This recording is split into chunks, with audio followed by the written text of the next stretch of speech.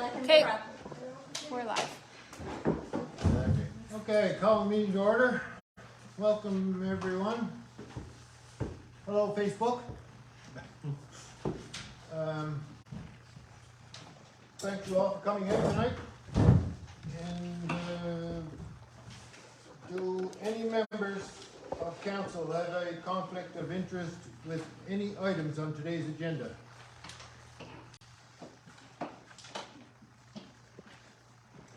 Okay, approval of the agenda. Any other suggested items for today's meeting? Calm down. There's three that we have been informed about. There's one, Catherine with the FPEIM. She has a report to present, and that'll be under item 12. We also have under item 12, medical treatment for Belfast residents. We have from Councillor Carter, hand-painted flat river sign. And we also have a presentation from Wade Zank from Saltwire. We can put that one under 4.5. And that's all that I have. Okay, Jim has something? I have something about the Federation meeting. I have something about the Federation. About that meeting, so is it? You can raise it when she brings it up. Yeah. Okay. And you have something, Catherine? Yeah, several. So you can just jot them down as animal control, wildfire concerns.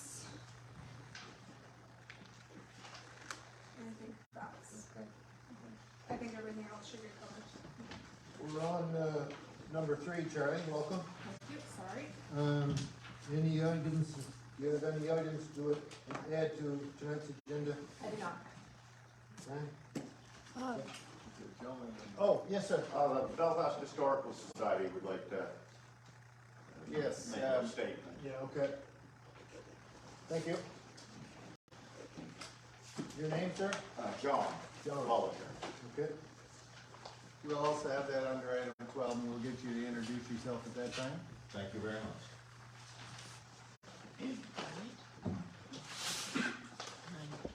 May I have a mover and a seconder to adopt the agenda as amended? All in favor? Sorry. Sorry. Lynn? Yeah, Lynn. And I'll second. Trish. All in favor? Aye. Nays? Motion carries. Okay, Wood Islands Rejuvenation Project presented by CAO Bob Brooks. I've got it here. We appear to have 3 or 4 or 5 people here from the public that are going to make presentations. Could we get an idea of which ones are going to be very short and which ones are going to be very long with our guys? 4 of the people that are here are with the WIDAC presentation. One is here for Saltwater, one is here for Historical Society, and the gentleman in the back, I'm not sure. Lloyd? Just here. You're just here. Welcome, Lloyd. I'm guessing it's going to take quite a bit of time for Wood Islands. I'm guessing it's going to take quite a bit of time for Wood Islands presentation. Yes, is the saltwater one going to take a few minutes? Yes, but we've set up the agenda so they could present and then take off if they're able. We specifically asked them some questions. Okay, I just thought for brevity, something you might want to not want to sit through, have our discussion. You could only it's only going to take them a few minutes to say what they're going to say. We'll go with the way it's been organized. So are we going to read through all of this? No, basically, in regards to the Wood Islands Rejuvenation Project, we had asked, or they, as you'll remember, were here last month and made a presentation about the project, albeit it was a very short presentation, and that was at our request, because their presentation was actually about 3 hours long if it was done properly. However, because most of, or half of council had already seen the presentation, we had just asked for a short update. However, that being said, for those that had not seen some of the longer presentations, we're left with some extra questions. And the questions that we had asked WIDAC to speak to was, what was the time period for the consultation process for the Wood Island Strategic Development Plan? How were the area residents involved and or invited to attend the consultations? Which government organizations were involved in the consultation process for that plan? Is there more public consultation planned for this project? Or has it already been approved? The report that the federal government commissioned entitled the Transportation Assets Risk Assessments, which is TARA, Wood Island Ferry Terminal PEI, did the government accept the findings of that report and or use the results of that report in their consultation approval process? And who is the current board of directors of WIDAC? Fortunately, WIDAC was not only able to provide us with written results of those questions, but they were also able to show up here today in person. And maybe this is where I'll hand it over to you, John, and maybe you can introduce yourself and the people that are with you in your group.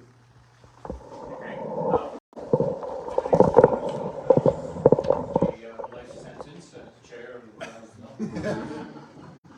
And which I don't mind doing. With me is our project officer, is Bill Rost. He's an engineer. Bill's been with us since last September. And we have our board member, Glenn Davies, behind me. And our new manager, Todd St. Clair. And we're pleased to welcome them.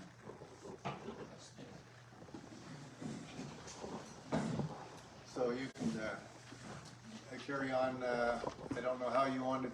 Did you want to speak to each of the questions? I really kind of poured it all out there in the answer. All I could do was read it, but you've already read it. So if you have any questions, you'd be happy to answer. And I have to One say, thing I have to say is, sorry for interrupting, Rob. There was an innuendo or a tone in that. It was like it was an adversarial, like we went to government, and the thing is, it was a partnership from the very beginning. It was our local MLA that encouraged us and provided seed money, and every step of the way, we were encouraged by government officials. At that time, we just had a 3-member board. If you add up the ages, it was over 200, and we were working as hard as we could to do something for our community. And everyone loved the fishing village, so it seemed like a no-brainer. And when Ms. Marilyn Mitchell came down from Alcoa and looked around, jumping ahead, she said, "You're not asking for enough. You people aren't asking for enough. This whole place needs to be brightened up and tightened up. All these almost half a million people coming in here, and why don't we make it really special?" So we went, all right, which is why we're into it as deeply as we are now. We're open to any questions that you have. thanks, John. Before Garth goes to the questions, I did want to point out that we posted your response letter on our website. Oh, good. It's included in the agenda package here as well. In addition to that, RMB will, because you talked about this being an ongoing consultation process that basically just started, that RMB will post notices as to when you're going to have more and more consultation processes as well, so that the residents will be able to know what's going on. So, Garth, over to you if you want to ask. Anyone got questions? I've got a comment. I noticed quite interesting in the presentation, it goes something about kind of stuck up to me is, and just from my being around government long enough and some of these organizations that are funded, is I didn't see I saw very little possibility for revenue. It's fine and handy to have it, and I'd love to see some of the stuff go forward. But of course, the issue that always happens is that some of these planning agencies, they get interested in a project, but at the end of the day, they want to say, who's going to pay the wages to keep this thing going? Where's the revenue going to come from to maintain this? Well, there's only one extra job, which would have been in the gift shop at the new fishing village. So, and we're blessed to have jobs for youth, so it would have been a young person hired just to keep the cash at the gift shop. I think through it all, if you kind of see what it is we want the fishing village back. It won't come back the way it was. Alcoa wouldn't give us a dime if it didn't have electricity and running water. The old one, of course, didn't. So we're upping the ante there. But any of the food service was going to be contracted out, or Trina was going to run it, or the whistle stop was going to run it from their own operations. And through it all was, there were going to be 6 or 8 very busy weeks, and the rest of the time it belongs to the community. So honestly, the old fishing village was not a revenue generator, and we have some ideas about generating revenue, but I won't tell you that it was top of our minds. If we did revenue generating, we wouldn't be here now. There'd be no fishing village plan. It was all about revenue. We're kind of, we just believe that it will, you have some ideas, but there's so many other things to do just to get it established. I don't want to say it's, if we build it, they will come. But no one ever told us. We've been talking about revenue. And we have to do a business plan for the lighthouse. We have some plans for the lighthouse. The lighthouse is approaching its 150th anniversary, and it needs an awful lot of work. And we really think that the lighthouse is going to be the key to this, and the fishing village will be. If we want to make the lighthouse the best lighthouse in Atlantic, then there are going to be revenue opportunities there. And from there will be some spillover into the fishing village that we see. So that's our plan, and as I said, things unfold and they unfold as you, it's kind of like discovering Canada. You don't know what you're going to see till you get there. Just starting off on the East Coast and finally end up in Vancouver. But okay, this is what it is. And the lighthouse thing has been successful. There's a pretty, very successful lighthouse operations East Point, West Chris, of course.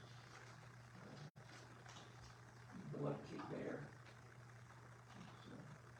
We do generate some revenue. There's lots of people who do it. A lot of Point Prairie.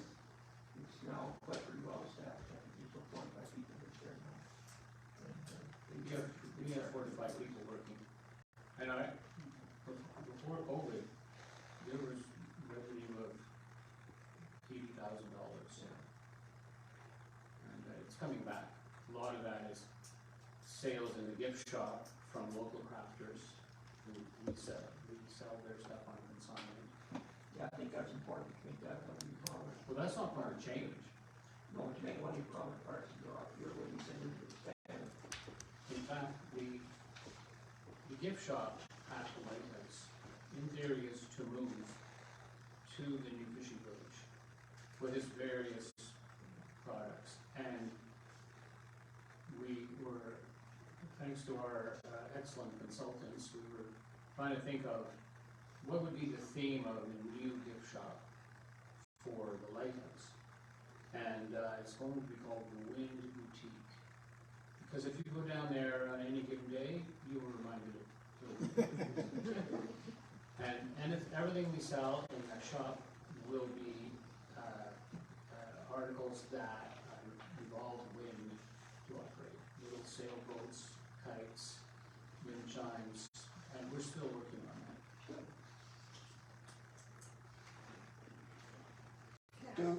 Go ahead, Catherine. First of all, John, I want to say don't be discouraged when we ask questions. No, we're not. Just understand that's our responsibility as counselors to Fine. increase transparency and so everybody knows what's going We've all on. done it. Yeah, for sure. This is for the community. Absolutely. And There's thank the board for spearheading this. Because without you guys, it wouldn't even be conceptualized. There was a couple things that have come up from the community, I guess.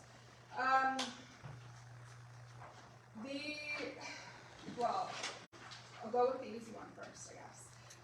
So this was a comment that was made from the community in regards to the current board of directors.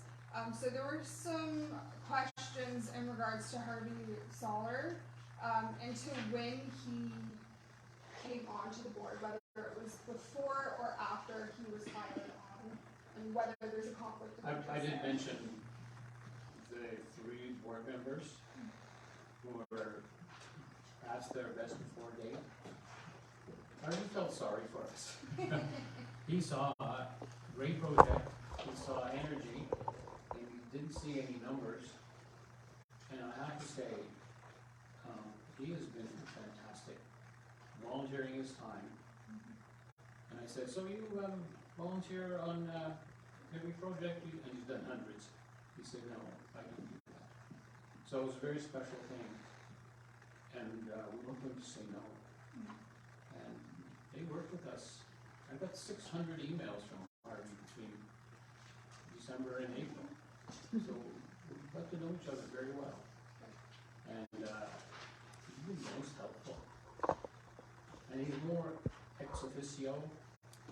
He doesn't deal with locked toilets or, things, ordinary stuff. But when it comes to policy and how we're going to approach this minister or that minister, he's been really helpful. Thank you for clearing that up.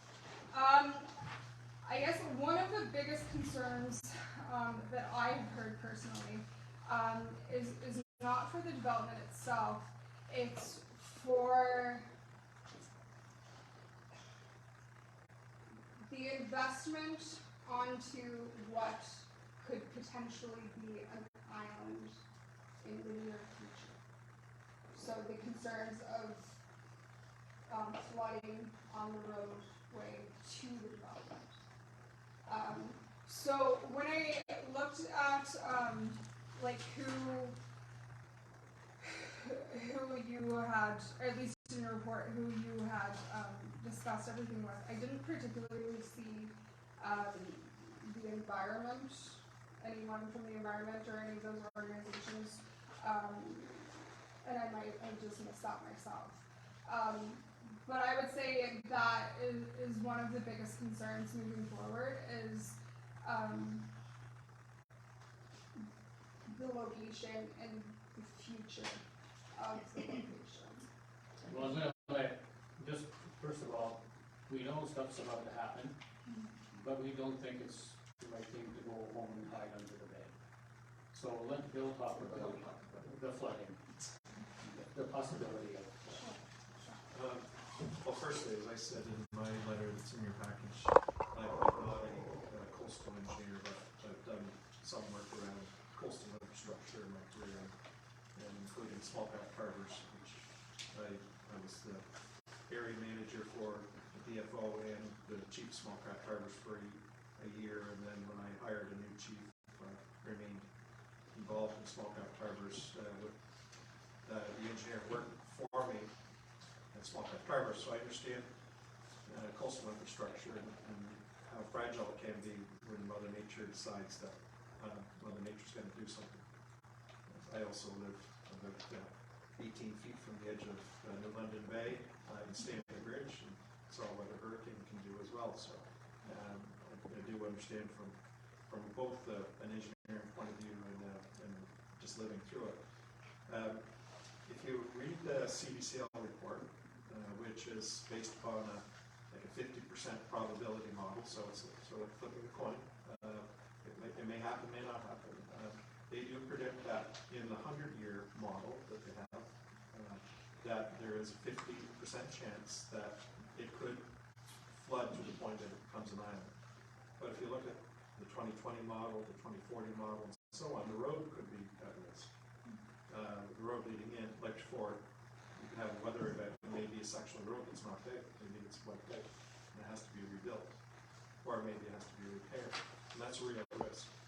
That's based on the 2-meter sea rise model that they have, and it's not a completely an island until they get the 5-meter sea rise. So I think it's like appendix 6.6 and 6.7 of that very long CDCL report. But just go there and look at the pictures. The pictures literally speak more than 1,000 words when you look at those graphics. So it is an issue of concern. Having said that, that land is owned by the province. It's maintained by the province, and it's the responsibility of the province, and it's not the responsibility of the municipality or your board to necessarily be the first on the hook if there's something that should happen.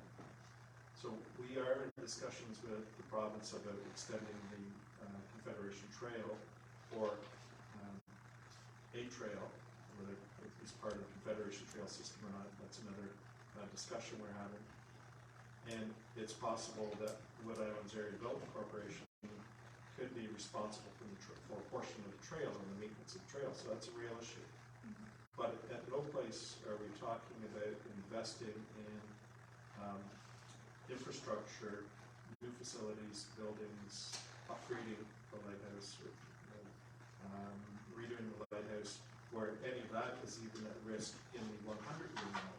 So even if you look at the worst case scenario, and the worst thing would happen under the worst case scenario, it could become an island. That's the worst case, and that's under the 100-year prediction that they made. So John made me a promise when I started the project. He says, I'm going to be around here for at least 20 years, so anything that we do, let's make sure it's at least 20 years. I hope to be around longer than 20, but I can't guarantee anything, so I feel the same way. If it should become an island, we're going to look upon that as an opportunity. We're going to have to set up a little ferry service. Or another bridge. It'll be the Wood Island Ferries, plural.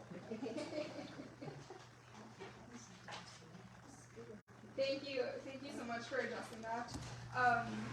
Because I do think that is one of the concerns, that especially when people see that report and they see that figure, especially, it is quite alarming. Which figure? Just the graph. The picture. That's the 100, the maybe in 100 years. Yeah, I think it's 2040 and 100 or something like that. If that happens, the fishers have an issue and the ferry service has an issue. And for everybody else, but for all those people, it's business as usual, just going to carry on, which is what we're doing, just carrying on. Yes, absolutely, but I think it's just with using taxpayer dollars to invest into something, it's just, there just has to be those checks in place. Something that pleases people, something that warms everybody's hearts, and maybe because of this fishing village, young people and their families will move in. Oh, look at that, it's such a nice place for the kids to play. There's so many positives. Yes, there is some lots of gloom and doom if that's the path you want. We've chosen to take the positive path. No, I agree. I think it's very positive. I think it's very great for Wood Islands, and it's kind of astonishing that it hasn't been developed yet. Really, with the amount of traffic that we get. So, absolutely. Keep it up. Just if I could just interject one last comment about that. I could very well see in 10, 20, 30, 40 years from now, if there is significant sea rise and a continuation of more intense storms combined with high tide and sea rise at the same time, that maybe that road gets rebuilt at some point. You know, maybe that road becomes 10 feet higher, or maybe there's armor stone on the outside. Those are a lot of maybes, but that's not the end of the world. You know, I mean, that's dirt and rock. You know, that's not a supremely costly venture in the grand scope of things for a community asset that is very important to the whole region, not just this area.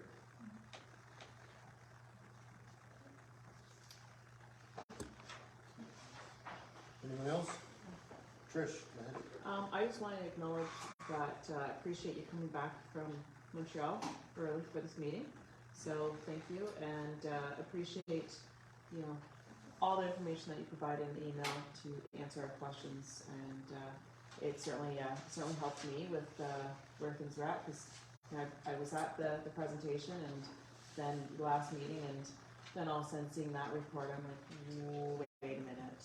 So I appreciate the time that you guys took to put into this and my commitment. So Question, the Wood Islands Harbor Authority, the Harbor Master, that letter we saw, has he got merit in any of them statements? Well, first of all, it's my understanding that he's resigned. He's not the harbor master.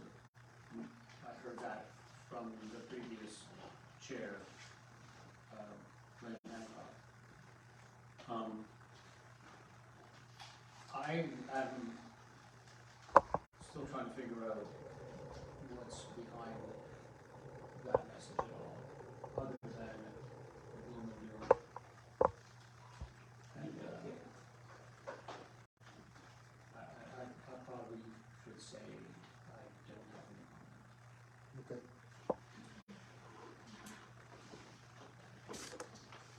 Anybody else? Okay, thank you, guys. Thank you very much for coming out. Yeah.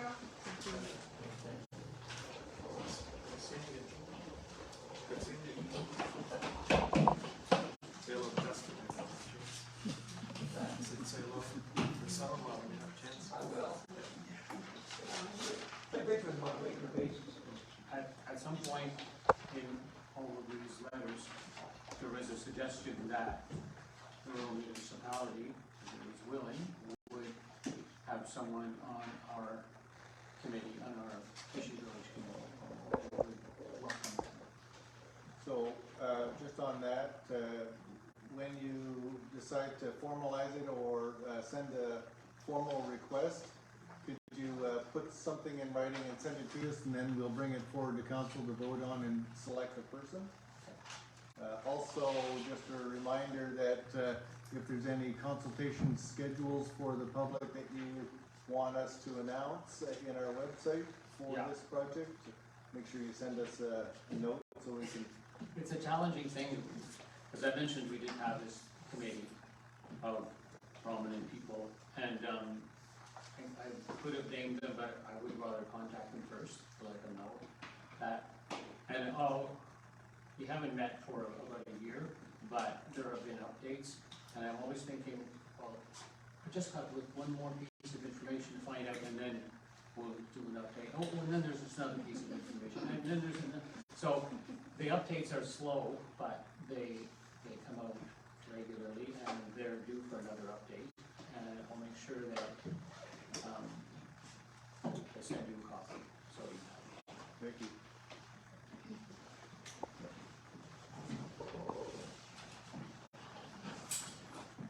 Okay, up next we have Wade Zank. Please come up here, Woody. He's a representative from Saltwater. Just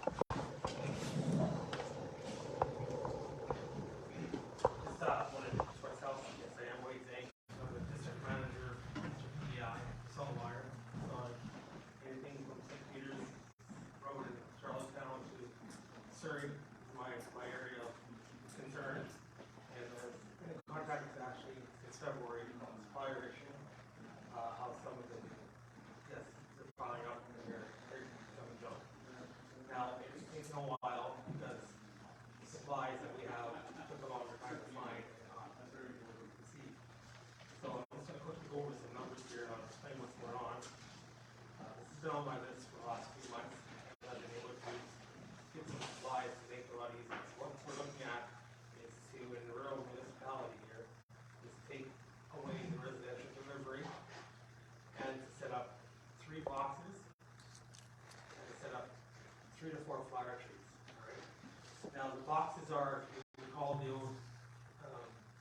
these boxes, where you open it up, you just buy the paper and that.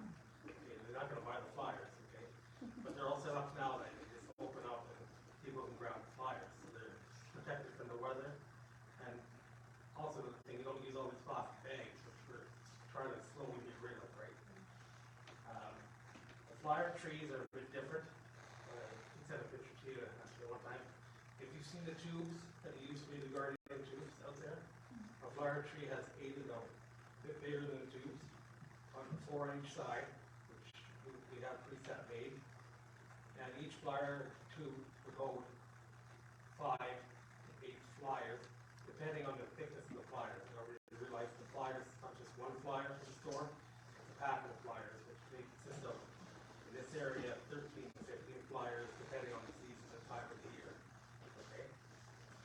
So what I worked with my regional manager, Ron, out is to have these 3 boxes out here, which we have. We've got 2 boxes, and basically we're looking for assistance to find out where, because you know the area well. I live in Buick. I only know Vancouver's really a bit of the area, but you would know strategically where to put these, where everybody could access it. Now, the flyer trees are usually put around the super mailboxes. People come there and get their mail, because the super mailboxes serve the area, the flyer trees will serve the area.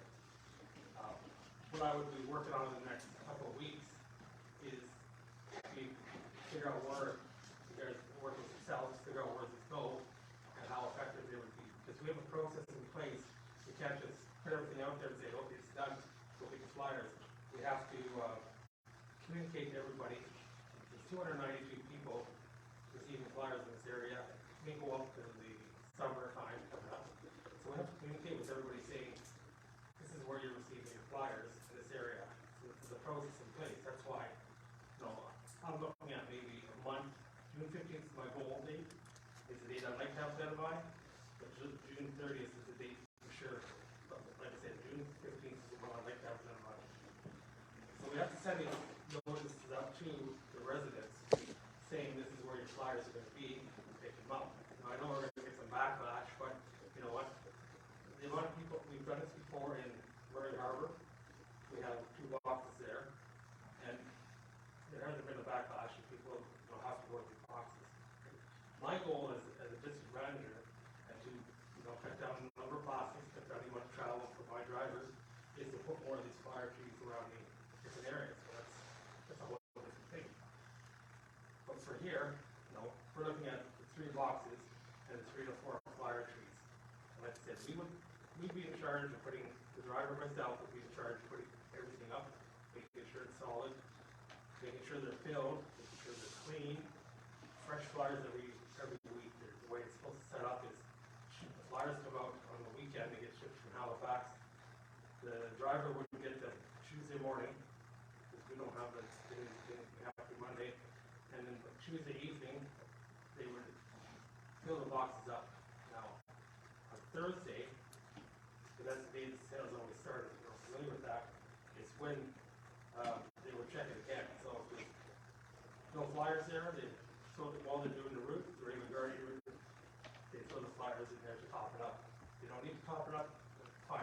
Look at the numbers down the road and see if they cut the numbers fast. What are the priorities also? Garbage and so on around these boxes, around the flyer trees, is our responsibility to clean. Okay? All we ask is the people, when they're grabbing flyers, grab a big packet or 2 or however they need, and don't leave a bunch of garbage in there because it piles up. So if there's ever an issue with that, Ashley gets a complaint about these boxes being not clean, comes to me, I go to my driver, right? That's how it works, right? There's no cost to the council or the municipality, because it's all us that we did the cost. The flyers are all covered by us. We deliver the flyers, we fill the boxes, we clean them, and so on, right?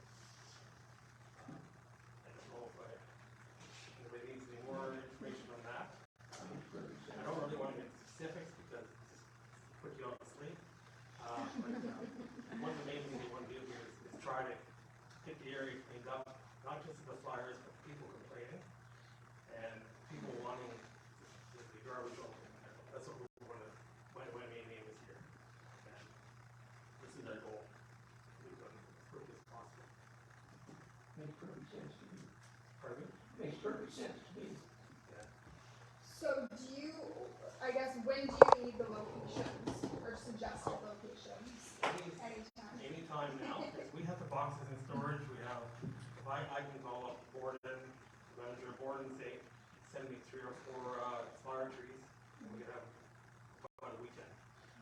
said. What's the criteria that you're looking for in a Criteria, location? yes, yeah. So, you guys know the area well, and basically, we go as far as Roy Harbor Road. I don't know the directions here, I'm not from PEI or anything, so I don't know where south is. We go as far as Murray Harbor Road, and then right down to the waterfront from Alvin, Cooper's there, down to here. So it's where your guys' municipality is, that's what we're gonna cover. There's actually two routes, so we're merging the two routes into one. And so what kind of characteristics are you looking for in a location, or are you looking to avoid in a location just based on your past experience? Well, we're looking for somewhere where someone can drive up easily and grab it, and it's not like a lot of people are gonna block the roads or anything. If we're gonna put it on the main road, for example, one thing this is gonna happen, a prime example would be around Cooper's, because there's areas that you can drive in there and take it out, but they might not want to, because, stores will always wanna get this money paid if the box is there. So areas like that where you can drive down, they're not busy, you don't wanna put it on like kind of a highway directly, and people stop on the side of the road and, it's dangerous. You wanna put, like I said, the flower trees around super boxes, so whatever super boxes that serve, they can put their flyers there. So the idea would be that there'll be 3 boxes, and then in addition to that, wherever we have the community post office, postal boxes, we put the trees. Yep. And in some cases, there, if you think, okay, well, if it's better to put a flyer tree at this corner instead of by a box, yeah, we can do it. As long as we have permission from you guys to put the flyer boxes and trees anywhere, we can put them anywhere. There's no set criteria for that. We just put them around those boxes because it's more convenient for the Can I suggest that council members send Ashley an email as to the locations you want by tomorrow noon, and then we'll send it off. We'll put a list together and send it off to you right away. By And what I'm tomorrow. gonna do, not this week, probably next week, we've got everything cleared off for next week, is I'll be around the area for a day or two, just to see where these areas are, make sure, we know that we gotta know where the houses are that were, the residents that were supporting those areas, when the areas given to us, so we can send certain letters out, so. So Bob, what kind of process that we need to go through to say, like, someone was to suggest, like, the Belfast Rec Center?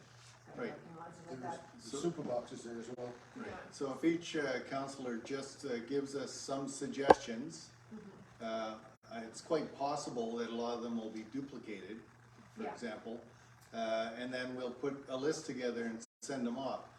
Wade's gonna be doing his own due diligence to say, okay, is this gonna be doable? Will, for example, Cooper's, will they be willing, whatever. So take care of like actually speaking to the property owner, potentially, or is that something that you're looking for the?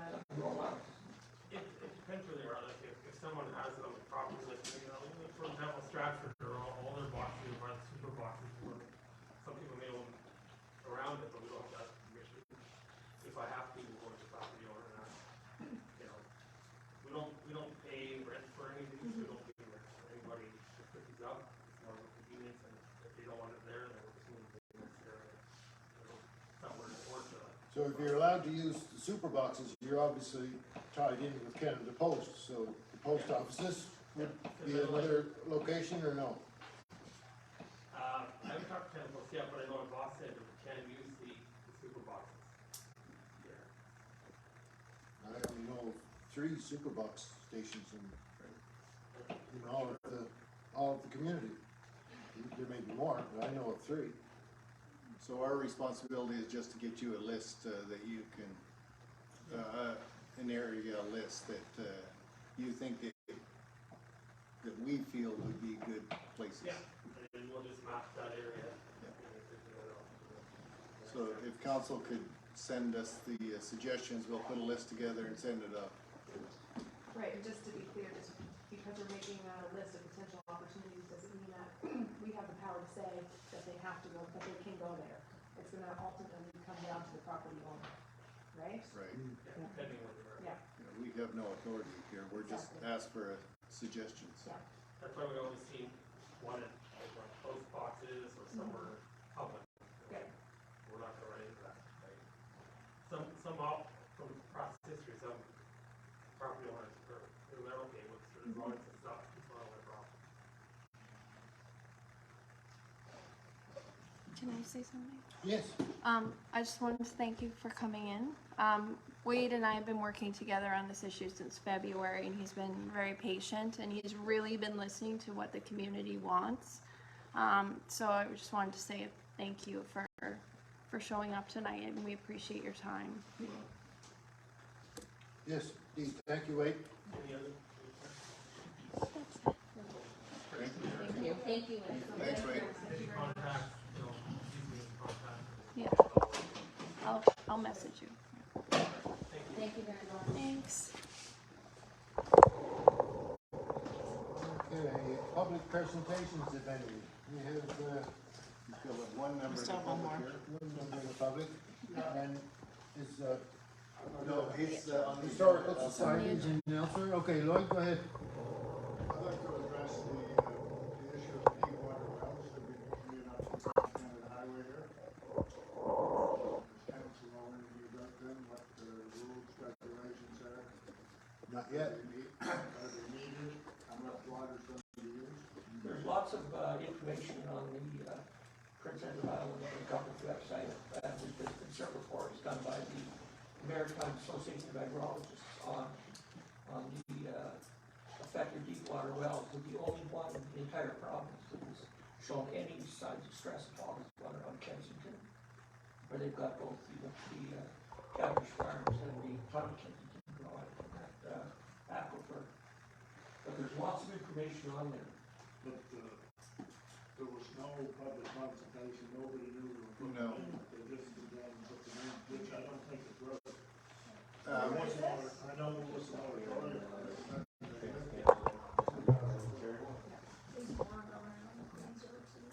Apparently, from what I've heard, those ones aren't deep water. I guess that's what they're saying. They are shallow wells. I don't know for sure, but that's what I was told is that they're shallow wells. Not that it it's a low water basin there anyway, so it doesn't make a difference if it's deep or low. But yeah, It's quite informative, the information on those sites about the annual participation rate and the uptake. And what happens if you load it? Who's regulating? Can I Yes, go ahead. order, Trish. please? So I'm around the corner from you, which, by the way, we loved our wood this winter. So we had major concerns with those. I did not have time to call, so I planted it with my dad to call. And he had a lot of fear and concerns because where he grew up, a well was done and it left their well dry. So he was having a bit of childhood PTSD. So he was on it pretty quick and asking the questions, what happens? So if we see any concerns or issues, and there's a whole bunch of other stuff, but when he was telling me, I'm like, okay, we're good. So I don't remember the full details. Sorry, Dad. So basically, yes, if there is any decrease in our water or any containment or anything at all, then the company that has put those in is mandated by law to replace our wells at their cost, and they must shut down those wells that they have drilled, which put a bit of relief in here. But we too didn't never heard anything until they're there. Yeah. I just don't wanna see 100 of them going in. Completely. Yeah. I see up the Queen's Road, there's 3 new wells right next to the road there where coal crops were last year.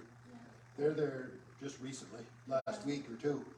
So, So, Tricia, in the conversation that you had was, talking about responsibilities, what kind of evidence would someone like yourself need in order to show that there's a decrease in capacity? That, I did not get into details. I just heard from my dad, we're good. And with the fact that with what he went through, he felt comfortable. At the moment with what I was going on with that day, I went, okay. Right? Do you want, I have your number, Lloyd, do you want me to have him give you a call tomorrow? Okay, cause he had spent a lot of time on the phone, and he definitely felt much better and like a huge weight off of him. That he knew that we would be covered if there was a problem. It doesn't stop the question of why were these drilled without us knowing. That's a fact that, something that I would love to be able to see put into potentially our bylaws, that, you know, it can't happen without being told. I'm not saying they can't do it, because. But talk to us. Yeah. Good PR for the company. And Ian Petrie, the great resource, he's done some extensive, research on that, and he's written several excellent articles on it. And he quotes, a lot of vendors, there's a lot of information, basically answers all your questions on the public websites. This isn't just a new issue, this has been around for a while, but a lot of thought put into it.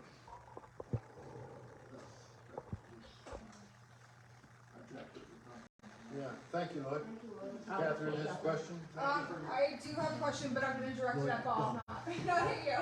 I'll have Thank Dad call you. Thank you. Thank you for your time. I'll get Dad to call you, Lloyd. Okay. Bob, moving forward with that, once we pass our development bylaws on April 1st, do we have any jurisdiction over wells, deep water, or not? Okay, so anything, we ran into this in a number of issues in the past, that yes, it would have been nice if the province had contacted us about what was going on. They just simply don't. And what they had said was, when we have our own official plan and development bylaw in place, there is a requirement for government to do, to let us know when certain things are happening, even if it's not specifically related to things that we're going to be involved in, but because we now have an official plan, they're supposed to be letting us know. That's all supposed to be laid out when we finally pass the official community plan and development bylaw and our letter of approval to the minister about what that means to municipality as far as consultation. So yes, that is ultimately the goal, is to have the municipality be better informed by the province, and also have some input by the community or municipality residents on what's going on in our municipal area. That's the goal. Well, that said, even though if we had a bylaw that says you can't do that here, the province has the right to overrule. That's correct.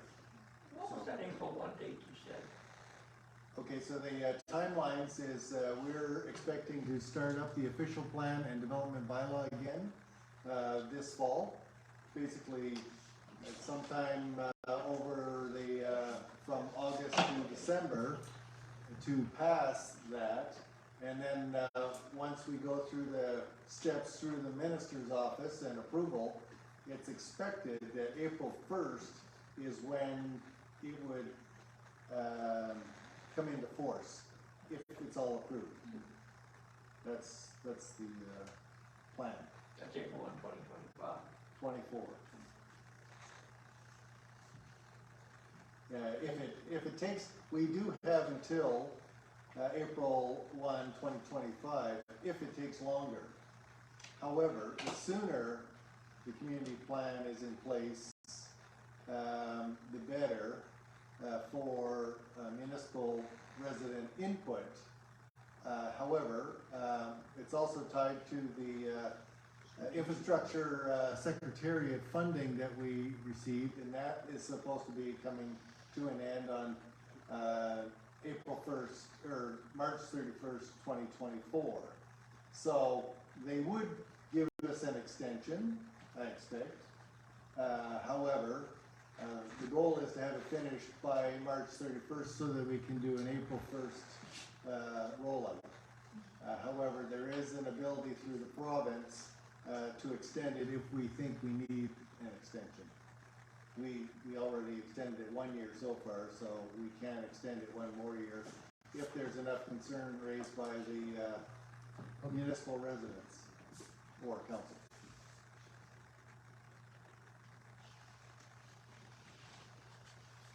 Anything else? Okay, number 6, adoption of the April 19th, 2020. John, or, sorry, isn't John? No, he's No. down, coming up a little bit Down. later. Oh, okay, Order. okay. Sorry, John. Trying to push through. Okay, adoption of the April 19th, 2023 council meeting minutes. Everyone did their homework? Okay, may I have a mover and a seconder to approve the minutes of the April 19th, 2023 council meeting as presented?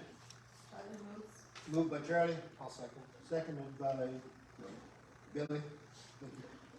All in favor? Nays? So, ayes there. Okay, motion carried. Okay, the CAO report. Number Oh, 7. I'm sorry. New business arising from the April 19th council meeting minutes. Not already adjusted is the Pinette Park boat launch. The province has received a concern raised by the RMB about the effectiveness of the new boat launch and will continue to monitor the situation. Checks in the mail. Yeah. Boots on the ground. Okay, CAO report. Thank you. Basically, the financials are looking good. We're at the start of our fiscal year. And you can see under B that we have lots of funds in the account to be able to start paying out the community grants, which we have already started. We started that on April 1st. And right now, overly busy with the auditor because we're doing the gas tax annual reporting for all the gas tax projects, for the annual report for them, and then putting together all the year-end stuff so that we can do an audit. So basically the month of May, for my part, a lot of that is taken up with the preparation for audits on the two funds, basically our regular checking and then the gas tax fund. Yeah, other than that, a lot of my time is also being taken up in preparations for the strategic plan that we're doing in-house. I expect to have a preliminary draft based on the old model and based on what council said already. And that will go out to council and the public to review at least a week, probably more, ahead of time so that they can then submit questions to us or opinions or ideas, whatever, when we actually get to the strategic plan. I think that's actually, no, I'll just carry on. That means that once we have the meeting and we come up with whatever we come up with the strategic plan draft, we will then bring it forward back to council, and then we will release it to the public for further comment and consultation before coming back to council again for you to pass it. So council and the residents will have a lot of time to review our strategic plan over the next 4 years. And I can tell you right now, 23, 24 is hugely busy, but from that point on, it's basically an open book. The only thing I wanted to mention is any time you add stuff, there's human resource and financial consideration that will have to be dealt with in the budget. So it's good to do that during the strategic planning session so that when we do our next budget for 24-25, you'll say, okay, I want to do this and this and this. I'll be able to give you exact costs or rough costs, and then it'll be reflected in our budget projections.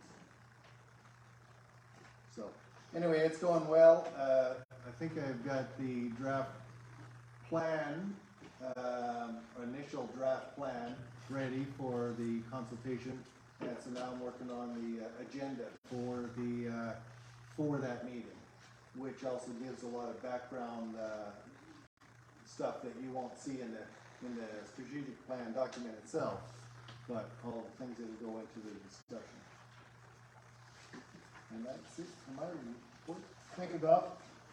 Okay, salt water flyer distribution continues to receive input from RMB residents on a regular basis. No further updates at this time. That's not including the one we had 5 minutes ago. That's right. We didn't know he was coming, so basically that took care of that. Facebook live streaming. With approval of RMB, continues to live stream the council meetings on Facebook, and the CEO will see how RMB can incorporate better sound for the meetings within the PA system. Bless you. Purchased. Then they have already researched for events. Suggestions for better video will be presented as they evolve. Website updates and improvements. The new improvements on the website have been a big hit with the RMB residents. Many folks have supplied many photos and many events have been posted on our website.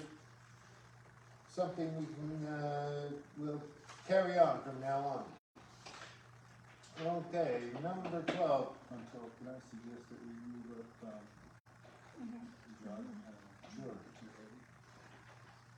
New business for the agenda. We have a member from the PEI's Historical Society. Going to give us a presentation on the Historical Society. I don't think I'd call it that. Hello, John Wilshire. John, have a seat at the table. No, Belfast Historical Society. Yeah. I've just been asked to come down and address people. I know this goes on Facebook, so there's been a bunch of rumors around the community that there's asbestos in the craft house. We've had the building tested by a reputable company, and there's no asbestos in the craft house. The building is safe for people to work in and visit. We'd like to put these unfounded rumors behind us. We hope that we can work with the BCDC to develop a fair lease agreement so that the Historical Society can continue to use this community-owned building. And that's pretty much it, other than I printed off a bunch of the reports, if you guys would like them. And it was All-Tech Environmental Services that did it. It'd be fabulous. If you just want to leave it there, I'll make sure everybody gets it. So the insurance will be covered now. No, well, that's what I was told, was that because there was that message in the building, that it would not, the insurance wouldn't cover it. There's no asbestos in the Until the asbestos is removed. I'm just saying there's no asbestos there. We were never part of that conversation, so that was with BCDC. So BCDC said there was asbestos in the building? BCDC, They were told there was asbestos in the building? BCDC is the owner, Yeah. and Belfast Historical Society It's the lease. leasing, I guess. Yes. So after the hurricane, BCDC met with the insurance company, and whatever conversation they had with after that, somehow Asbestos got got around that there was asbestos. There is no asbestos in the building. So We've you had it tested. Can I get a copy of that? Can we post that to our website, That's what that I was just report? gonna ask. The report, can we post that to our website? If I could get a copy, I can send it to our all tech there. person. Yeah. Thank you. Yes, we can, We're post allowed a to put this copy on the public, to the public website. I website. think so. They gave it to me to give out to you guys, so. Okay. So I the more, don't know. the more out it is, the better, right? I would say. Okay. Okay. Pay for that, or We did, yes. that insurance company, investor that said it was asbestos there. I think it wasn't the insurance company, I think it was, First On Site or one of those companies. Yeah. But in my opinion, that's a conflict of interest, right? Because they're a remediation company. Yeah. And they Not for get paid a asbestos, lot though. of money to remediate things. First on site are not asbestos remediation. They're still a remediation Yeah, company. but, yeah, they would know the difference though. It wasn't, an exceptional circumstance where there was Yeah. requests coming in for stuff, so. Yeah, But, yeah, we'll see. I haven't been part of that process. no, no, All I know is that there's no asbestos in yeah. it. Can I get your last name for the record, John? Lellicher, L-E-L, second L's capital, A-C-H-E-U-R. Ralph Levishar, descendant? Ralph would be my father's first cousin. Okay, Apparently on our second. okay, Yeah. right on. What, can I ask another question about the Peanut Boat Launch? Absolutely. What happened with that? Can I address that? Yeah.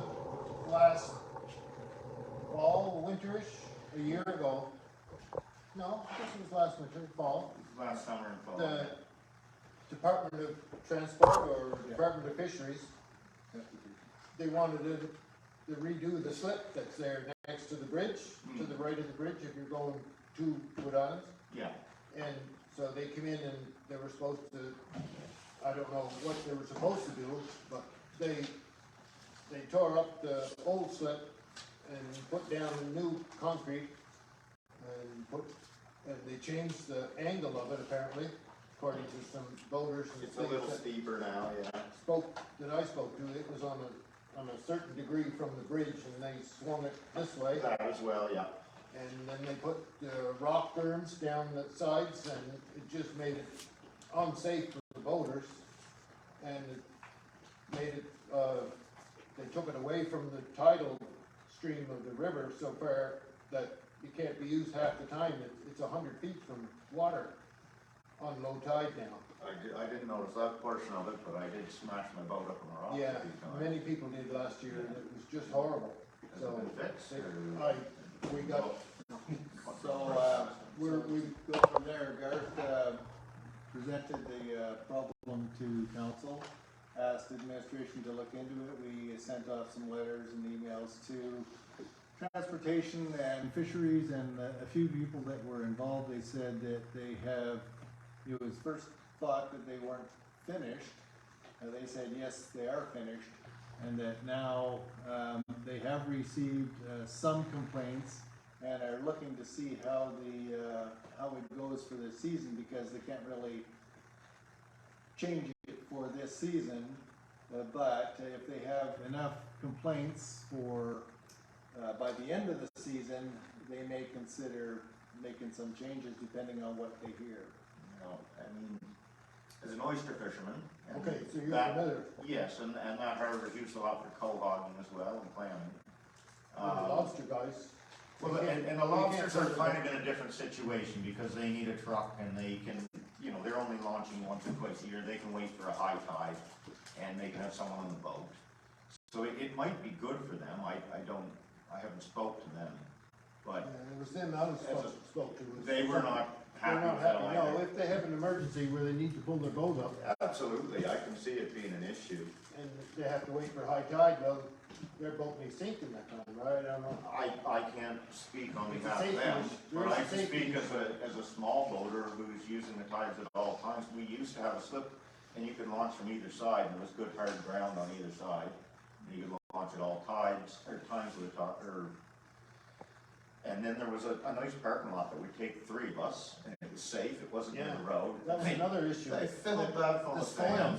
the spoils they Yeah. dug up, they left it there on the side where you just parked, is that Yeah. correct? That's right. Is that still there? Drove past today, Oh, you're so not- used to looking at it, I guess I Right. didn't check it out, but, it was annoying that it was left there for so Sure. long. I bet. Unless they left Anyway, it till- it's forced other people, a lot of people use the shores, but it's only gonna take one truck getting stuck and the tide coming up and ruining the truck and, Yeah. that's Yeah. big money Sure, for a small fisherman, that's. sure, it's big money for anybody. It's a lot of money. It's bad, These bad trucks are day. $100,000 now. If you can even get them. Yeah, so I hope they fix it, and I hope they take it Yeah. they seem to be, you hear in the news more and more that, access to shore, especially for smaller fishermen, is denied more often, and people just seem like there was issues of people putting gates across public roads, Yes. and other places have been lost. When this came to me, it was just at the beginning of the election, so everybody's out on the campaign trail, so Yeah. they're just back in the house now, I guess, probably, so. You might get I know something. if you took a barricade and blocked off people's workplaces and said you're not allowed to go to work Belong- today, belong most in people this- would be pretty upset. Sure. So, it's definitely a concern. I'm glad you're on top of it, so, Yeah. thank We're you very doing much. what we can. Thank you, John. All right. Thank you. Have a good night. You too. Okay. We're now on to 12SA, and that's Catherine. Okay. Which one do you want first? Federation of PEI Municipalities AGM Attendance Report by Councillor Bryson. I'll start by doing an update on the FCM because we did vote last meeting for someone to attend. I did look into it. Ultimately, I decided not to attend this year. Registration alone was over $1,100. It's held in Toronto this year, and when I looked at what hotels were still available, it was $330 a night, and I would need at least 3 nights. So quickly, our $4,000 that we had allocated for it would have been chewed up. And given that I was so starkly against hiring someone for the strategic plan, I thought it was highly hypocritical of me to take a working vacation to Toronto. So I chose not to do it, but perhaps I think we should reassess, especially if it comes closer to the Maritimes or somewhere that's not $500 a day to stay. Okay, so FCN, the FPIM AGM, I did attend. In full transparency, it cost $210 and I think 5 cents for me to attend that. I emailed out the report, so all of you would have got it, but there's just a few things that I wanted to touch on. Obviously, the big paragraphs from the housing forum were quite eye-opening for me to sit through. So they did have, they had 3 on the panel: Samantha Murphy, she's a registered professional planner; Nigel Burns, who's the Director of Economic Statistics and Federal Fiscal Relations for the Government of PI; and David Arsenault, who is a developer. Something that jumped out was when Nigel started.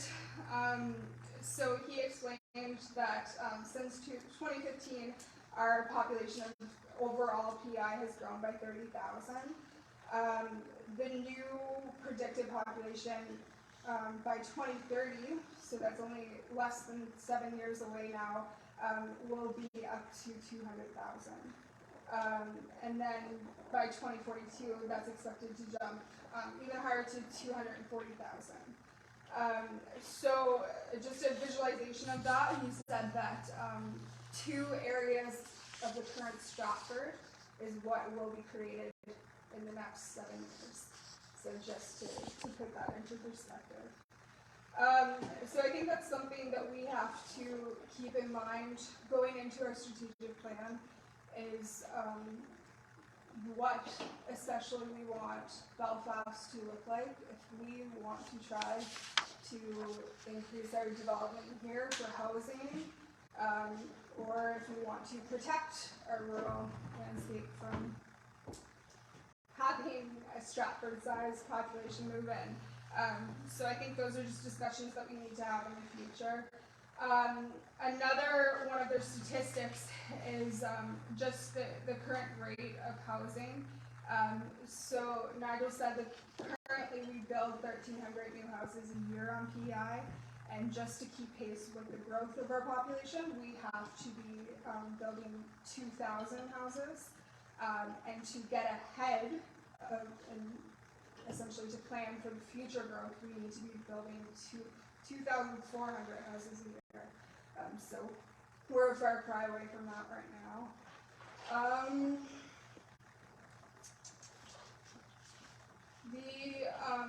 One of the other things, which I gave Bob a copy of this and I can pass it around, there's going to be some changes coming to our code of conduct regulations. We're going to have to update our bylaw, so we're going to have to plan for that in our upcoming strategic plan.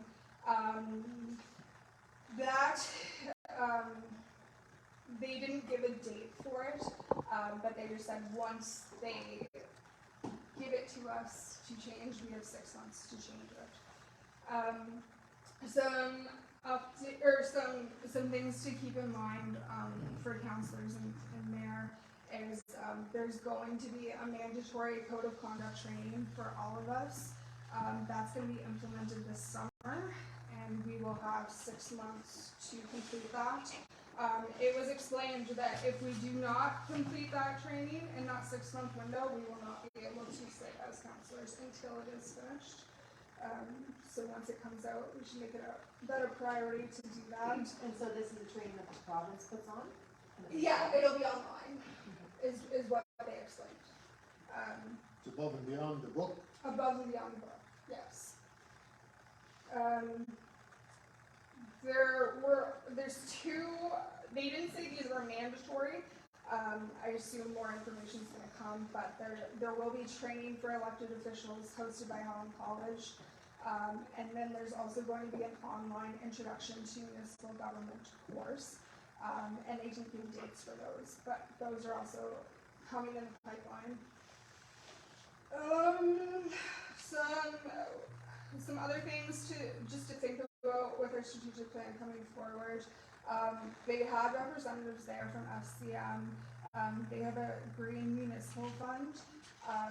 So essentially it's trying to make everything more energy efficient. They have they described that they have some really good grants available for especially the smaller municipalities. So essentially municipalities that are under 10,000 population, which ours is, can have up to 80% of projects funded.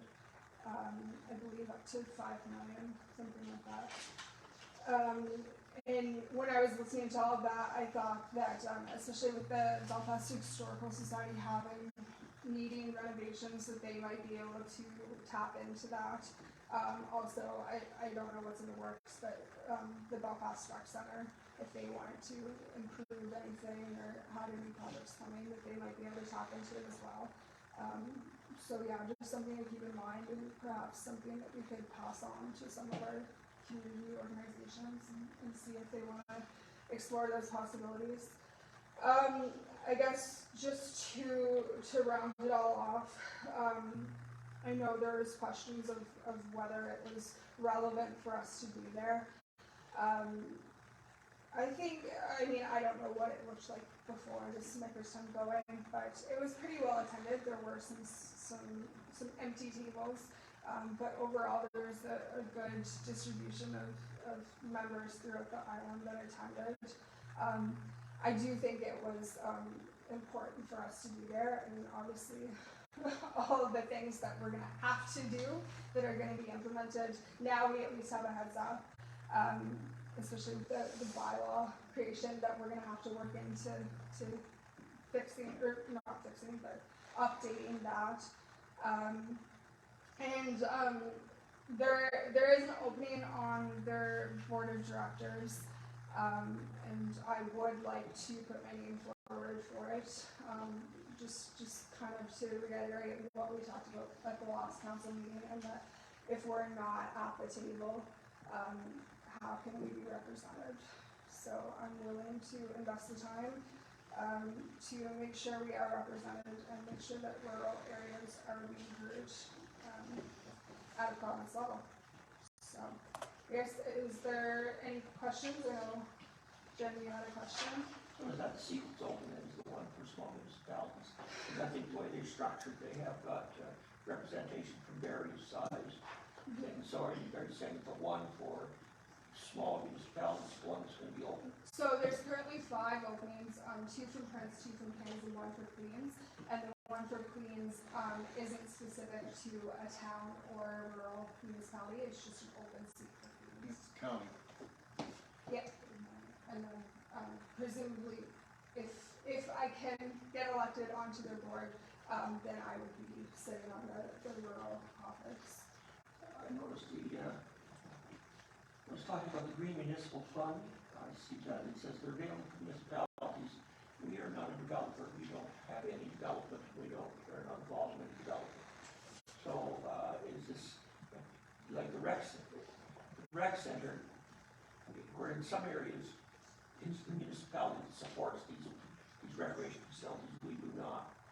We do no not? ownership position in them. No, We have no ownership position in them. I support it. We support it. I can give you a update on the Green Fund. I was involved with the FCM for about 20 years. The Green Fund typically is underutilized all across Canada. They have been trying to make these Green Fund funds available, and it's used for energy items to bring people more into dealing with climate change, remediation, renewable resources, or anything that brings your community. It could be active transportation, like busing or whatever. Anyway, if a municipality has a project, for example, as Catherine had said, if we spoke to the Belfast Rec Center because they wanted some assistance on something that would actually fit into the criteria of the Green Fund, so they do have quite a stringent criteria that we would have to look at first, and then if the Belfast Rec Center fit in with that criteria, we would work with them. So the municipality doesn't necessarily have to own the infrastructure, but they could sponsor the project, just like we do with the Infrastructure Secretariat for the gas tax projects or community grants that we do, something similar. But this is an official thing because it's done through the Federation of Canadian Municipalities. It has to be sponsored and or supported by a municipality before, for example, Belfast Rec Center couldn't apply on this on their own. It has to be through us. And then the municipality is expected to put 20% of the cost. No. This could be through a municipal grant. Well, yeah, they would, basically, we would become a flow-through. I mean, having said that, if the municipality decided that they wanted to do a project and create some infrastructure, they could do it that way, or what we're doing now is some other organization owns it, but we provide them money to help them with their projects. We can do it that way as well, and the Green Funds allows you to do that. And so is it a requirement that the municipality be part of the funding in that we would have to fund some of it ourselves, or could we just be literally a flow through like we are with the? We can be a flow-through model. Okay. But it's less than 20% of the Right. money coming from someplace. Right, yeah. So we would be a flow-through model for, let's say the project was $100,000. You'd have to go in to us and then out, we would give whatever to Belfast, we'll say 80% to the Belfast Rec Center, and they would have to come up with the other 20%. That's just an example. Similar to the way the gas tax. Exactly. So as a matter of fact, we could, because of the workload of the gas tax committee, we could actually roll that into the gas tax committee. Double the job. Yeah, because the community grants committee is already quite busy on its own. The gas tax committee hasn't had any. And that's the way we like it. Hasn't had any food yet. So yes, Part-time basis. I don't have the link anymore, but Catherine, if you can send me the link to to the green funds, that'd be great, and I can check the criteria, and we can bring Yeah, it I up think I during got the the link. strategic plan. It was on, Yeah. The link is here already. and- Yeah, I got it. it was on the CFN Okay. email last week. Yeah. Yeah. You all You with did that? do your homework, did you? Does Bob not read? I Bob must not be reading emails. didn't know throw him under the bus, but yeah. He did, but his memory's so short now, that, Busted. Saying you're old? yeah, yes, I am. I was the oldest one here, thanks, Jim. Child. Child. Bailey, did you have a question? Yeah, in regards to the population numbers and stuff. Yeah. When they were talking about that, was there any mention about our bit of a farmland crisis we've got going on? Nothing? Nothing. So, I think I wrote in there that Hal Perry and Peter Bevan Baker spoke. Peter spoke on it. Yeah, Unfortunately, they don't have much sway anymore. yeah. But I think, in my opinion, like that's something you need to consider, Yeah. like moving forward with the development plan, with the strategic plan. What's the number? I think it's 30% we've lost in the last Yeah. couple of years. Yeah, I guess. it's quite high. So. There's already talk of one subdivision being built here. So the developer, of course, is pushing for higher, Subdivision. which There's actually a couple subdivisions being discussed in our in our area. A couple now. Okay. So that's something, another reason why we need to push. Yeah. In my opinion, we need to push this development plan so we can decide where these things are going and Yeah, 'cause what control we have over the future On top of landscape that, of our. our woods too, with how bad Fiona hit, they're not really talking much about how the woods are. The woods are bad, Yeah. and you know, we shouldn't be. We should be trying to move away from clearing anything in the next bit for development for sure. But yeah, it's quite stark when he said like two, because the old figures were one Stratford every 10 years. Yeah. But now like the population has grown just with the influx of people from COVID and the growth of the province. Like two Stratford sizes in 7 years, like that's a lot. Yeah. So and they have to go somewhere, you know. They have to go somewhere. So yeah, something just to keep in the back of our minds. As to your point earlier about the bylaw or code of conduct, because of the information you provided, it's already built into the strategic plan draft now. Perfect. Both those are. And will there be conflict of interests in any way with Catherine on the board to municipal government? Not to my knowledge, or there shouldn't be. When I had a similar position with the NWT Association of Municipalities. I was on their board for 15 years and I had no conflicts of interest in that way. In regards to council duties. I will tell you, Garth, there's no, besides the mayor of Three Rivers is on the board, and other than that, well, the mayor of Surrey is on the board, but that's the only representation from down this way. So, I think it was pretty clear to me that we need to have somebody on there to at least be able to bring issues forward. So. Yes, Trish. If there's no conflict, do we make a motion to suggest? On the agenda. Yeah. Put your glasses on, Trish. What was Trish saying about Bob?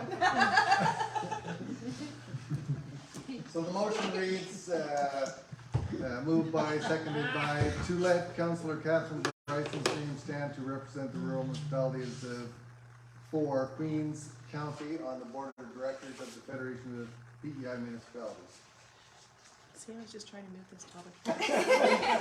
This thing up, we're gonna get home. On track, right? Okay. Catherine's That got was like my 5 more motion. things she's gonna That was talk complete. about. Okay, Billy, I'll second. So we have a mover, Billy Billy, and Lynn. and seconded by Lynn. And the other way around, to let Councillor Bryson name stand to represent the rural municipality of Queens County and the Board of Directors for the Federation of PEI Municipalities. All in favor? I don't know. Yes. You're allowed to vote, Catherine. Oh, sure, yeah. Nays? Any other nays besides Trish? I don't think Jim said anything. Are you? He said aye. Yeah, okay, I missed that, sorry. I have a subtle favor. Oh, Subtle lie. I have one other. Motion carried. Oh, Oh. did you have something else you wanted Well, to not say? that vote, but something else. Okay. Okay, congratulations, Catherine. Oh, was Thank it you. on the same- Just so everyone knows, it'll still, technically the board of directors, they just met last night. So I had emailed Julie, their admin person, right after the meeting saying, like, I want to put my name forward. And so they would have voted last night to call a by-election for the seats. So the call hasn't even gone out yet. So it'll be like months down the road, I'm sure, the way things work. But it's not a shoo-in just because I put my name forward. But I'll keep everyone updated. Thank you. Jim, was your topic still on the FPIM? With municipalities, it's always bothered me. Oh. Since they first came out that they tried to come up with a survey. The government's famous for this, came up with a sort of a cookie cutter solution, thing where they said that all municipalities have to have an office open for 20 hours a week. Yeah. It's not connected with a workload or anything. I think that's a sort of a paternalistic way to go about it. And I've called 3 different municipalities, smaller municipalities. I've called them during their office hours that are posted on the website to try to get it, just to talk to them about it. And I couldn't get an answer from anybody. All you get is a telephone message. So obviously, it doesn't fit everybody. And I don't think that's right.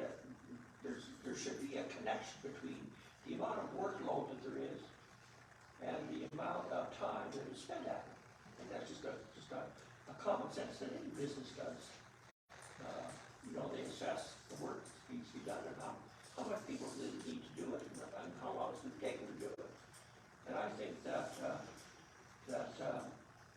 the Federation of Municipalities said, the Federation of Municipalities that they should be in support of that, of getting away with municipalities should be able to set their own hours. Okay, I can speak to that, Jim. So the reason you're not getting much response at present is because when the Municipal Government Act was put in place and the requirement for the 20 hours a week for a publicly accessible office was put in place, it did come with a job description for the CAO and or the municipalities that they had to accomplish once they were up and running. They gave municipalities a 5-year time frame. We are one of the few communities who met that time frame. The rest, or some others have met it already as well. However, some were struggling with it and they have until March 31, 2025 to complete the required MGA adherence. The FPIM did consult with all municipalities on the island for about 5 years, and they got very little feedback from especially the rural municipalities that just ignored them. So at one point, they gave all the feedback that they had received to the government, and government decided that they were going to go ahead, as you know, with the MDA. That said, we are open for 20 hours a week. However, the workload is far greater. Anybody who's been on council previous already knows that the hours are far greater than 20 hours a week, but we're only open to the public 20 hours a week. And if you look at, well, it'll be discussed during the strategic plan, there's enough work for easily 2 full-time people. But that's not 20 hours a week. That's just something that we're moving toward. And the way the MGA sets up the municipality is that once you now adhere to the legislation and rules of the Municipal Government Act, now the municipality has the ability to grow in whatever direction you decide you as a municipality want to grow. So in the strategic plan that's coming up, as Jim had mentioned previous, the previous strategic plan was all about the MGA. And that's correct, that's what it was. We had to be in compliance. The second strategic plan, which is the one that we're about to embark on, now talks about, well, what do you envision as a municipality? How should we grow? Should we grow? In what direction should we grow? At what pace do we grow? All that sort of thing. And that's what's on the agenda for the strategic plan. But I can tell you right now, the 20 hours a week isn't even close to the amount of human resource hours that is going into running this municipality. Does that answer your question, Jen? Were you listening? What? Sorry, Trish, I know you have a question. I think, 2 people you could reach out to with the concerns. You could reach out to, Bruce, who is the president of the FBIM, and also reach out to Rob Lance, who's the minister of municipalities. Trish? So, just want to clarify, because every meeting that we've had since we've become the counselors for this round, you keep on bringing up about offices and that, and what I'm hearing from you is that you don't agree with it, or you have something against our, like, personally, I think Ashley does a great job. I think Bob does a great job, but every meeting we have, you bring something up against it that's coming across as a very negative, so I'm not too sure if you're aware of that, or if there's something more to that. Am I reading into this wrong? It seems that everything that we deal with is dealing with not with municipal business, but dealing with government. Like we're Municipal business is government. Okay, so one of the only items that we've dealt with since I've been on the council, now I see there was a thing about another something that actually came into the municipality to deal with. There was a thing about the salt wire distribution, and there was, I see there was some correspondence about some unsightly property or something. I think he's talking about the communications, or Yeah. like the law, yeah, sorry. Well, There's a lot more basically, that to goes on answer your just that question, one. whatever there is legislative things that the Municipal Government Act says that you have to do, that you have to deal with. However, as a municipality and as a council, if there's something that you want to do as a council, that's why you vote on it. And if the majority of the council decide they want to look into salt wire, or they want to look into the Wainak development, or they want to look into their community plan, that's all up to council to make that decision as a body.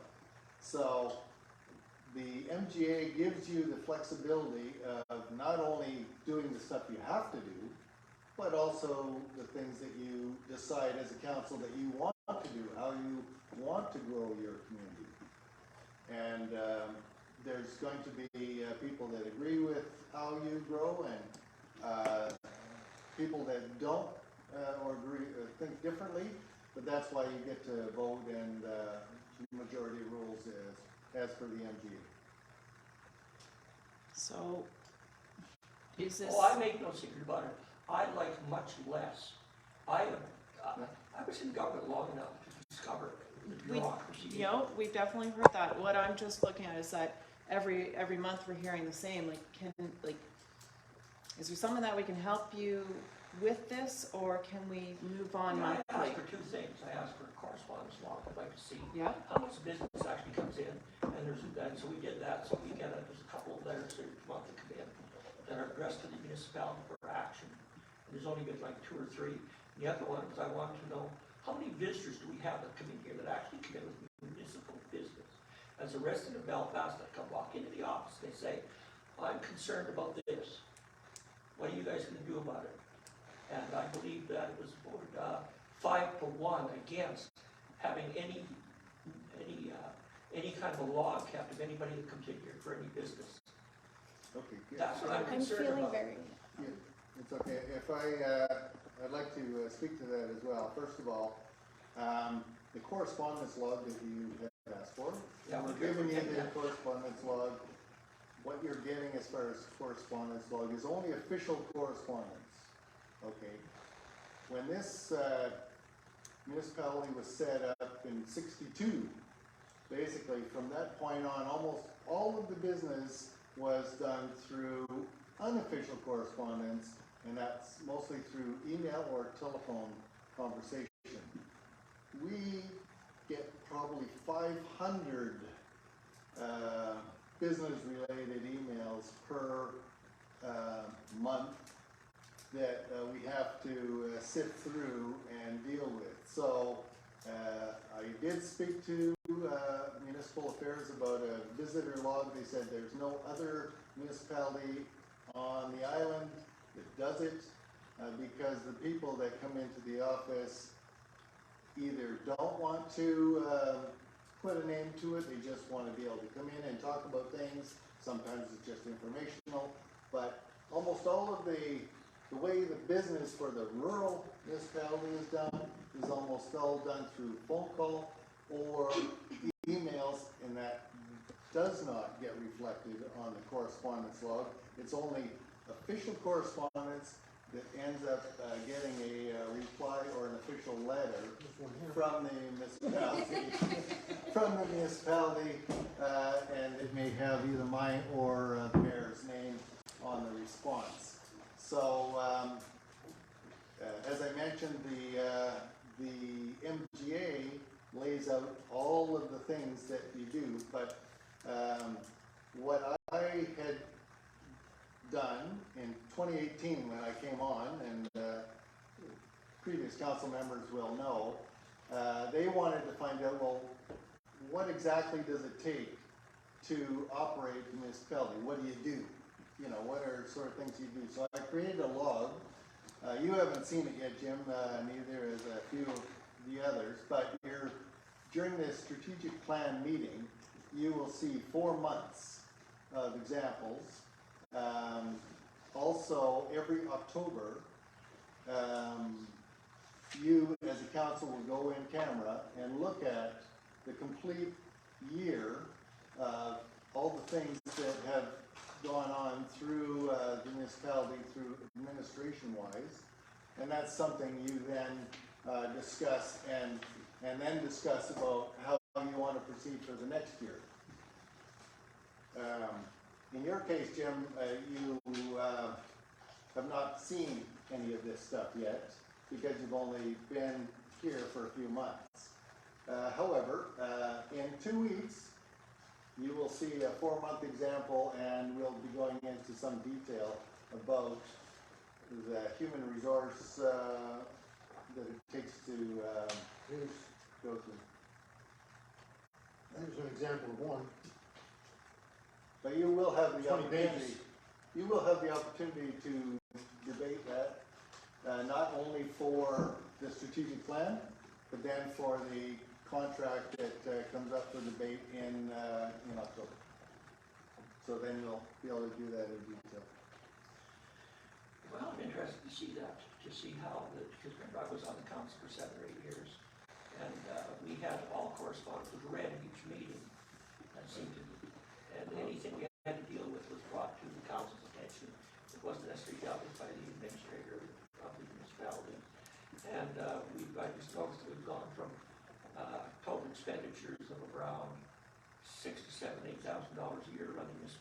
75, and I just don't see what the businesses were doing. So that'll all be explained during the strategic plan. Well, I'll be interested to hear. Thanks for bringing that up, Trish. Yes. Anything else? Yeah, I have 3 more things. And I have one. Yes. That's what I'm trying. Do you want to go next, George? You want me to? Well, Bob, Garth, where would you like to go next? Russell. TikTok. We have the medical, Mine. we have the medical treatment for Belfast residents on the This is an agenda. easy one. I Okay, can do do it. this one in like 2 minutes. So not so much medical treatment, but community support. So I've had a couple individuals come to me now, and it's something that I foresee is going to be something that's going to come forward much more now that we're kind of in an economic downswing. So just residents that are falling into an acute situation where either they themselves or their children have to have medical treatment, and now all of a sudden they've got no income, and they've got to travel back and forth off island and whatnot. So I have started compiling just a list from various community organizations that I know that offer some supports to people. So I essentially wanted to do a call out just on Facebook to any community organizations to get in touch with me and let me know if you offer any supports for community members. And once I have that compiled, I'll send it to everyone. I think it's probably a document that we can all just keep to ourselves and use as needed. So that was that. So you're gonna supply us with something to put on Facebook? Is that what you're saying? Have you spoken to the Lions Club? Yes, I've got them all. Do they still do that? Some, yeah. I've got a whole list of people I've got to get in touch with, slash that I have got in touch with. I can, do you mean like just a call out? Is there For something Facebook? that you want us to do? Sure, yeah. What?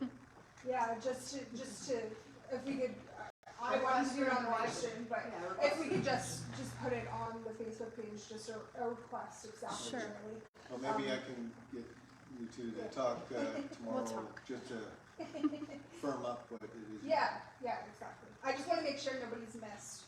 I just want it to be a concise document that perhaps we can update everyone here, or just do a quick email to these organizations just to say, hey, are you still offering this? And then if the issue arises, then we can just pull out that document and say, here's a copy, resource. and Perfect. go to town, here's the contact info. Great ideas. Okay. That's that one. Okay, and Trish has something. Yes, so I brought in Flat River signs. So in our municipality, we have the hand-painted signs that are along the roadway. Don't drop the I know, sorry.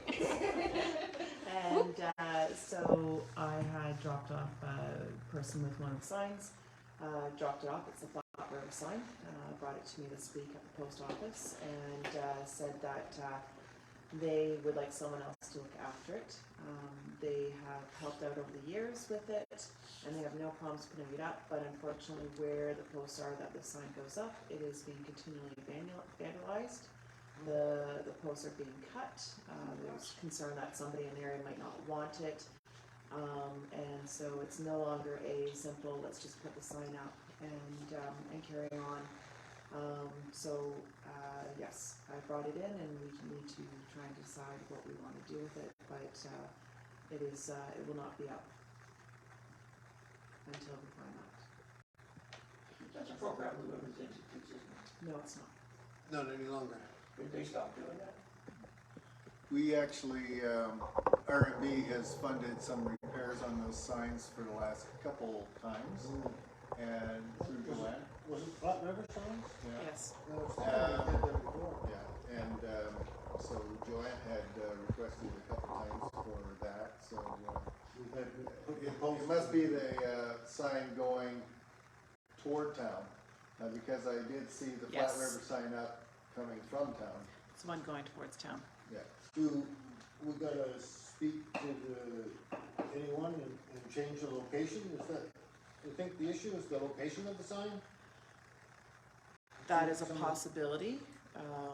That was a suggestion that it may not be in the location that was wanted, but without, I mean, it's just speculation, right? Right.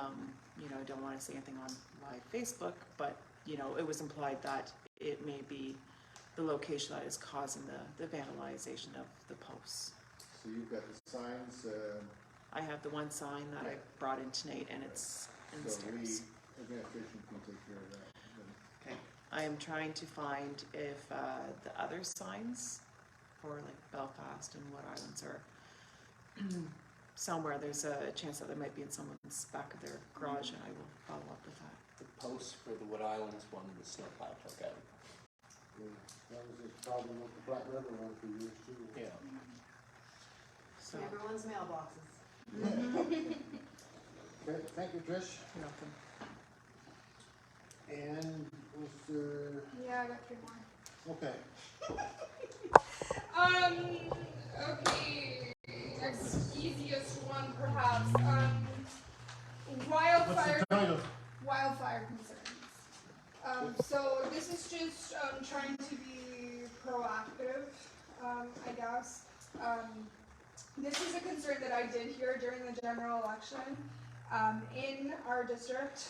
I also saw on CBC just recently that, one of the municipalities in Central had a public meeting about this. So obviously it's a concern province-wide. It's just more so with all the down trees, concerns that if they don't get cleared out, yeah, fires. And I'm sure it's concerns with the fire department as well, because we do have a small volunteer fire department. So I guess is there anything that on a council-wise, if we can lobby the government to do more or address more, or just throwing it out there that it's a concern and that we have to be I proactive can about it? speak to what we know. So the province has given an edict that they want to clean up the down trees as quickly as possible. And in fact, you probably notice them just as I do. There's been trucks along especially the ditches along the roadsides, clearing up all of those so that they can also do the regular mowing and stuff and keeping that area cleared. However, they have also been doing huge truckloads of getting trees cleared. And I think there's quite a few business opportunities that have taken place. You know those machines that just sort of grab the log and go whoop? And there's multitudinous trees that are now being resourced. We now have a timber industry by default. Yeah, but anyway, if you like, I can check into further to see what the program is that they have for clearing it up and specifically for fire prevention. One other thing, Ashley, can we share that the province is offering a pickup service on the sides of roads? I did share it in the Belfast community groups, Sure. but there's still many in our municipality that aren't aware of it. This is like the waste pickup, like So it's Fiona specific. They're going to be picking up logs, tree Till the branches. 1st of June, That right? ends pretty soon, doesn't it? Yeah. 1st of June. No, I Is think it the it's 1st of June or the 30th of I June? think it's the 1st of June. Okay. I can still share it, But yeah. and then, Homeowners or landowners got debris, Yeah. get it to the roadside by the 1st of June, it's supposed to be collected. And I think, like, There's still I would time. hope that if there's still demand afterwards, that we can push the government to extend that. Yeah, we definitely can. Ashley has that information we can get on the Facebook and the website. okay. Just But for I think there's visibility. still programs out there for landowners to have forest cleaned up, so many dollars a hectare to get the debris cleaned up. But it's like Bob said, there's companies out there, they're full, they got years worth of work. there's only so many people that are doing it. Well, Jim It's gonna had a take comment. time, so. Jim? On the correspondence log, there was an issue about dog control. Was that someone asking, can the municipality do something about this, or what was the issue about? Yeah, Are we still that's the next on on this the, topic? Yeah, are we done with wildfire? Any questions? Yeah, move on. Next. Yeah, so animal control was my next topic. This is an issue that's been ongoing in our municipality and it continues to come up. So moving into our strategic plan, I just wanted to discuss publicly on Facebook what's available right now, what happens if someone has a concern, and I guess just talk quickly on what we could do moving forward. I can give you that update right now. Okay, so basically if there's a dog incident on the island and in our municipality, it's handled, first there's a report that's normally given to the RCMP. The RCMP automatically gives it to the SPCA. The SPCA will take the information and look into it. Sorry, can you just clarify what is considered an incident? A bite or just running loose? Because those are two different things. Okay, so first of all, if it's a dog running loose, nobody listens to anything. Okay, so we're talking incident So being we're a talking bite. about an incident where a dog bites someone, mauls somebody, Okay, scares Thank you. someone, whatever. If it's a minor incident where dogs are running loose, basically it's only communities that have bylaw officers and a bylaw policy on animal or dogs in their community that can do anything about a dog running loose or keep it on your yard, whatever. However, in the rest of the province, they only deal with incidents, which is a bite or something serious. Like I said, it then goes to the RCMP on the report. They hand it over to the SPCA. The SPCA then will look into it. However, the SPCA then said that unless the municipality contracts the SPCA to do something in regards to animal control, that means they would have to fit within a bylaw or a rule system that they have in place. They would look into it, and basically they would visit the house and they would do some community awareness on animal control. However, if it got to the point where something needed to go to court or charges are laid, SPCA said they will then go back to the RCMP. They may or may not bring it forward toward the courts, and in the past, 99.9% of all complaints that have gone to the courts have either been dismissed or say, put your dog on a chain. And that's it. So if this municipality decided they wanted their own animal control bylaw, they would have to do a wide-ranging community consultation, because many residents in our municipality don't want any animal control whatsoever, where others do. So it'd be a large consultation process. You would then come up with, we would look for other models. Sorry, can I interrupt? Would it be possible to, just because our municipality is so large, would it be possible to have like pockets under a bylaw? Or it would have to be, like say, Point Prim had a animal control? Segregate. Yeah, No, I'm just wondering. Yes, it is possible, depending on what you as a council and your community consultations come up with. Okay. However, that all said, this is about a 2-year process to get that kind of control in place. And even then, according to the SPCA, it's gonna have no teeth, part of the plan.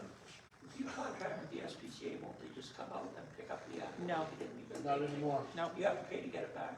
not anymore. they won't come out. You have to take the dog in. Yeah. So, But don't you have to call, that's if the municipality contracts with them. Not anymore. Not anymore. Don't they have the contracts anymore with municipalities? Not this one. This municipality did have a contract with SPCA in the early 80s, mid-80s, but we gave it up. It was too costly for what it was worth. We weren't getting satisfaction done. It's supposed to have gone up a lot too. Yeah, more than likely it has. I heard a lot were reconsidering it. I know a couple of guys that'll do it cheap. Smith and Wesson. there, and that's, you know what, for people with livestock. So we had an incident that we had to look into, and there is, on the island, there is the dog at large. And livestock being threatened, you as a landowner have the right to shoot the dog. Shoot the dog. Sounds awful, but we were having problems. We didn't shoot any dog. They thankfully made the choice to look after their own animals, but I mean, we had multiple instances with these 2 dogs at large, and kids out on horses. You know, that's a risk to my And kids. so, yeah. And our animals. There's several problems throughout our municipality on the trail with dogs running out at people on the trail. So if I could suggest, during the strategic plan discussions, I can tell you it's at least a 2-year process, so you can decide if that's something that you want to do as a work project as part of your strategic plan. So in the meantime, if someone comes with a concern, just dog at large. What?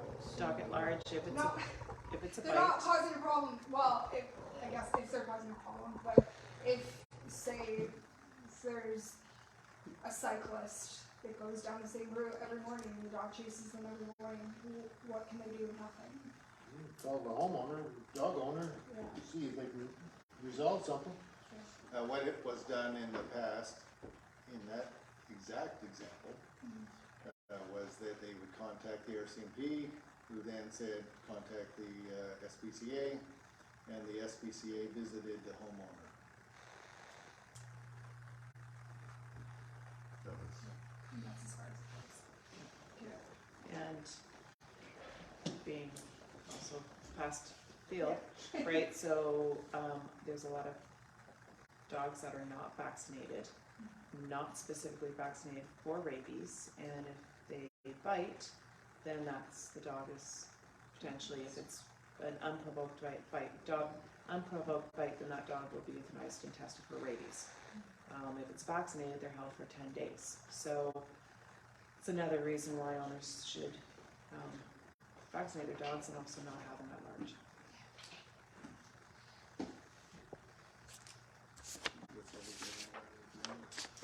Anything else?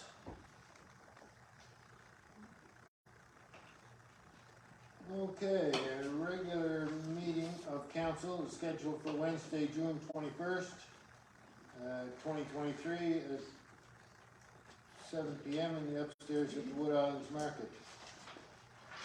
RMB strategic planning session scheduled for Wednesday, June the 7th, 2023 at 6 p.m. upstairs at the Wood Islands Market.